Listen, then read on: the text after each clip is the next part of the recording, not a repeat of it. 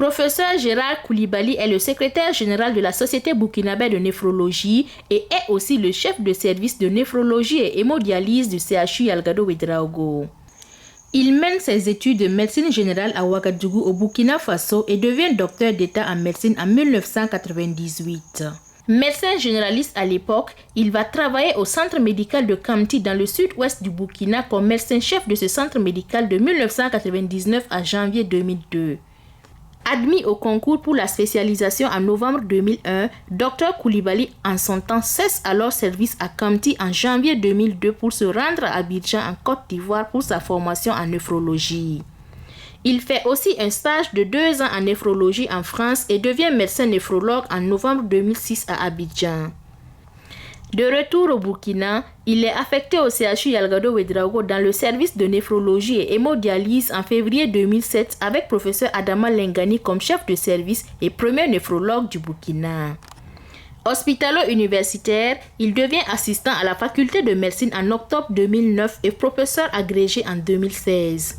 Professeur Gérard Koulibaly a porté son choix sur la néphrologie parce qu'il était un grand admirateur du professeur Lengani, auprès de qui il a appris énormément et s'est finalement laissé séduire par la néphrologie qu'il aime tant d'ailleurs.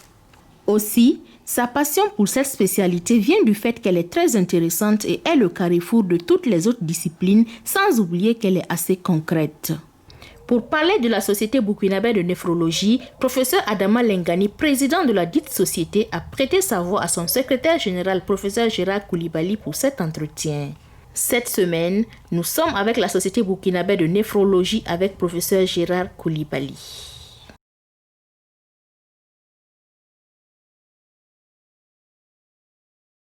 La néphrologie, c'est une discipline très récente, donc une spécialité récente par rapport aux disciplines comme la cardiologie, la médecine interne. Voilà, donc c'est la discipline qui s'occupe donc des maladies rénales, donc dans leur prévention et le diagnostic de ces maladies rénales et ainsi que leur traitement. Alors, la Société burkinabé de néphrologie, SOBUNEF, c'est une association donc, à but non lucratif, donc, qui est apolitique et qui est non professionnelle, et regroupe essentiellement donc, des néphrologues et des agents de santé dans le domaine de la néphrologie. Mais également les autres agents de santé, les personnels de santé sont également les bienvenus dans notre société, et il y en a. Alors le but principal de cette association, de cette société, c'est de promouvoir la néphrologie au Burkina Faso. Je suis le secrétaire général, c'est le président de la société, c'est Lengani Adama. Et donc il m'autorise, il m'a donné les instructions pour participer à cet entretien que vous avez initié.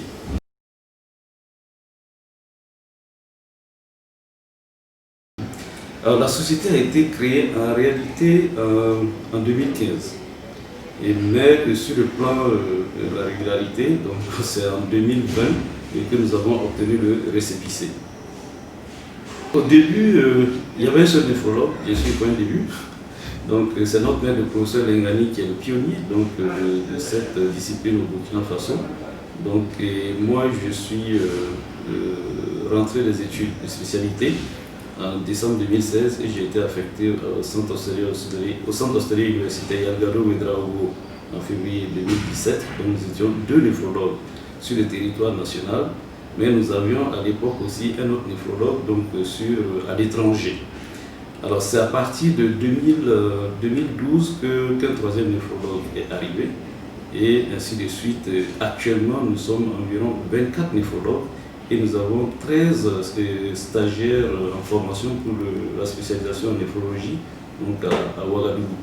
Il y a peut-être aussi d'autres qui sont en formation à l'étranger. Je sais qu'il y a 2 en formation plutôt en Côte d'Ivoire.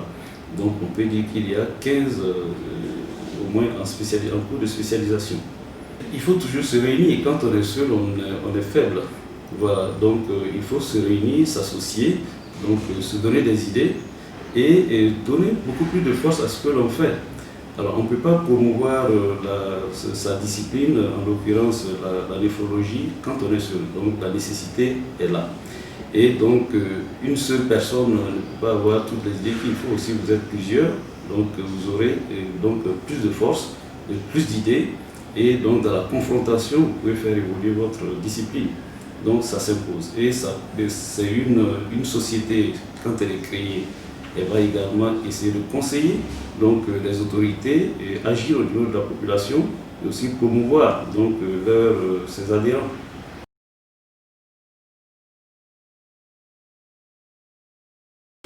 Alors, les activités que nous menons, c'est une jeune société comme vous l'avez constaté, c'est vraiment la toute première grande activité que nous avons menée et c'était en décembre 2019, donc c'était nos premières journées de néphrologie, donc qui ont connu quand même un succès. Et c'est des activités donc surtout de formation médicale continue de ses membres et également de conseils auprès des autorités parce que nous sommes par moment invités par le ministère de la Santé donc, ou parfois par le ministère des Enseignements supérieurs de l'Innovation voilà, pour participer à certains débats d'intérêt et quand même national. Faisant des activités de sensibilisation au sein de la population, notamment surtout pendant les journées mondiales du rein qui se mènent le premier jeudi, donc deuxième jeudi plutôt, de chaque mois de mars. Donc à cette occasion, nous avons des conférences et également des séances de dépistage de la maladie rénale donc, au sein de la population. Dans le domaine de la recherche, nous essayons de faire ce que nous pouvons pour promouvoir cette recherche et donner des conseils pour l'amélioration des soins dans le domaine de la néphrologie.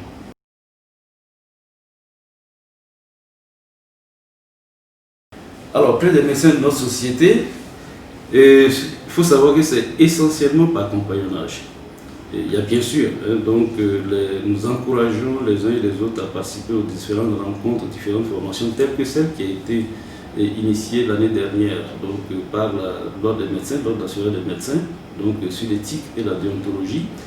Mais essentiellement, c'est par compagnonnage lors des différentes rencontres auprès des aînés, des maîtres, que ça se passe. Et vous savez qu'on a pas mal de sujets qui puissent nous préoccuper, donc on est obligé d'échanger là-dessus.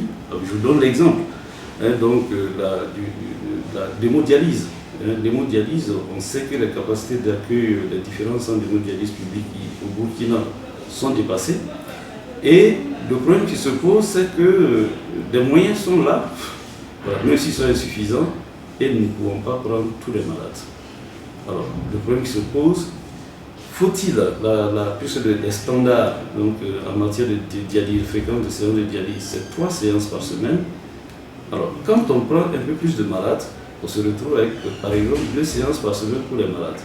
C'est moins bon, mais c'est encore acceptable.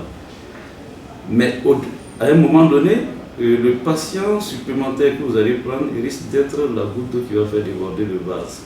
En ce moment, on se retrouve donc à moins d'une séance, de 2 séances par semaine. Et on aboutit à ce qu'on appelle la sous-dialyse.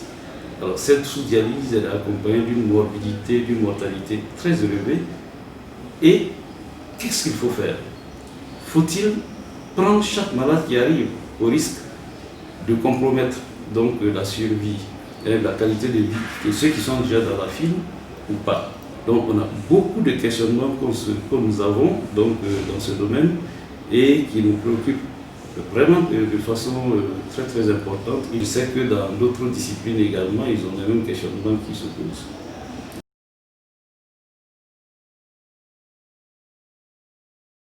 La valeur que nous prenons au sein de notre société, c'est d'abord la compétence. Voilà, et il faut que les membres de notre société, dans tous les domaines, dans tout ce qu'ils font, voilà, qu'ils aient la compétence vraiment qu'il faut. Et là, c'est appuyé par la formation médicale continue, la formation continue qu'on leur assure. Et nous prenons aussi l'honnêteté. L'honnêteté des différents membres les uns vis-à-vis des autres, l'honnêteté intellectuelle, etc., etc. Voilà. Et puis également l'assiduité au travail. Voilà. On peut être compétent, honnête, mais si on n'est pas assidu au travail, et il y a l'esprit de sacrifice également que nous prenons au sein de notre société. Alors, quand on voit jusqu'à présent les ressources humaines sont encore insuffisantes, notamment sur le plan des ressources des médecins, alors il faut quand même une dose de sacrifice pour pouvoir mener le travail, mener à bien le travail qui nous est confié. Donc c'est essentiellement ces valeurs que nous prenons au niveau de notre société.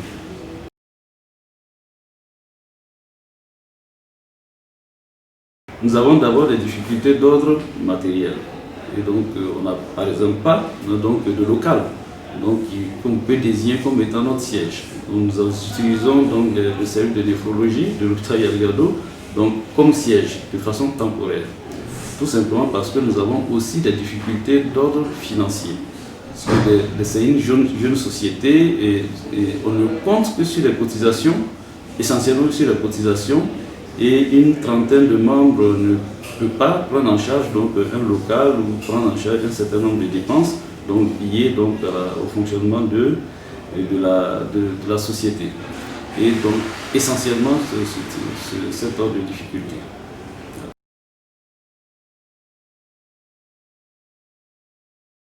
Bon, sur le plan national, nous avons de très bons rapports avec les sociétés sœurs. Donc nous participons à leurs activités comme elles également participent aux nôtres. Donc nous avons vraiment des rapports très cordiaux et confraternels. Et nous sommes affiliés à l'Association africaine de néphrologie, l'AFRAN, qui regroupe les sociétés de néphrologie de l'Afrique. Et aussi, nous sommes affiliés à la Société internationale de néphrologie.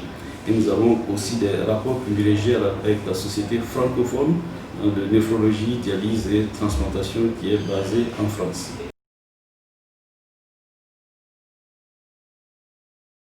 Je ne peux pas dire qu'on a eu beaucoup de contacts avec l'ordre des médecins. Voilà, nous avons été invités à plusieurs reprises à des activités de l'ordre des médecins, nous y participons et nous invitons également l'ordre des médecins à nos activités. Et je trouve que les rapports sont cordiaux, ils sont sereins.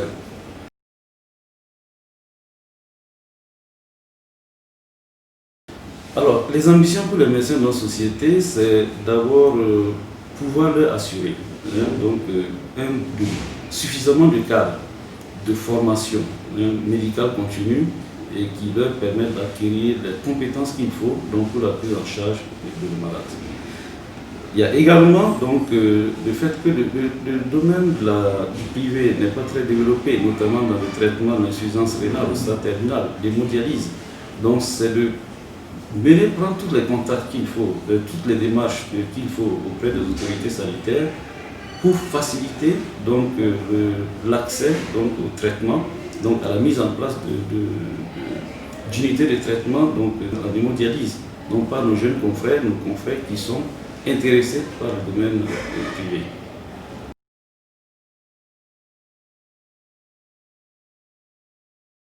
Pour une bonne pratique médicale au Burkina, il faut d'abord aimer la médecine. Alors celui qui vient en médecine sans l'aimer au fond, il va souffrir. Voilà, parce que ce n'est pas l'endroit où on s'attend à avoir beaucoup d'argent.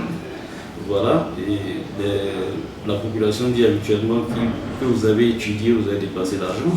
Voilà, donc il faut d'abord aimer la médecine, donc il faut l'aimer, et ensuite il faut savoir le courage.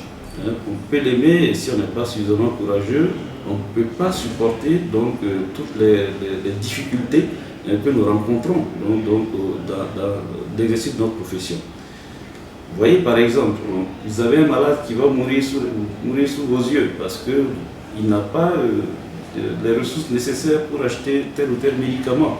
Ce n'est pas toujours facile à vivre et c'est déprimant. Donc il faut savoir vraiment beaucoup de courage. Voilà, et il faut vraiment cultiver également l'esprit de confraternité, qui qu'on soit, quelle que soit la branche médicale dans laquelle on est.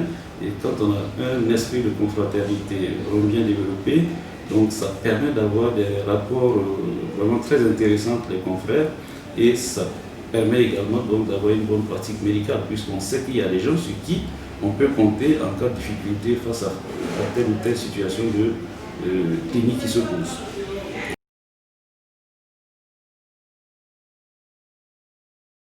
Notre cher maître, le professeur Lengari, comme je l'ai dit, c'est le pionnier de cette discipline au Burkina Faso. Il a eu le courage d'aller faire cette spécialité alors que nous disposions vraiment de rien au Burkina Faso pour qu'il puisse avoir une bonne pratique néphrologique.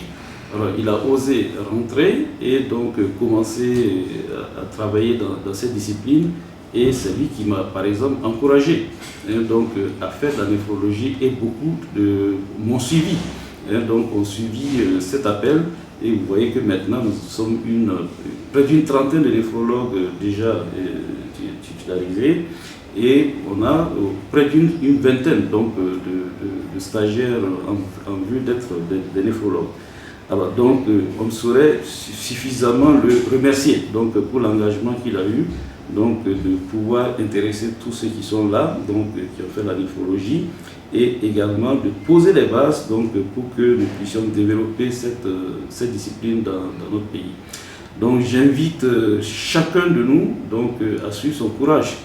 Voilà, donc c'est le professeur, notre cher maître professeur Dengari, c'est un monsieur, voilà, donc plein d'énergie, voilà, donc qui a des principes, et ça c'est un modèle. Donc j'invite les uns et les autres donc, à pouvoir suivre, et ça va nous permettre d'aller vraiment de l'avant.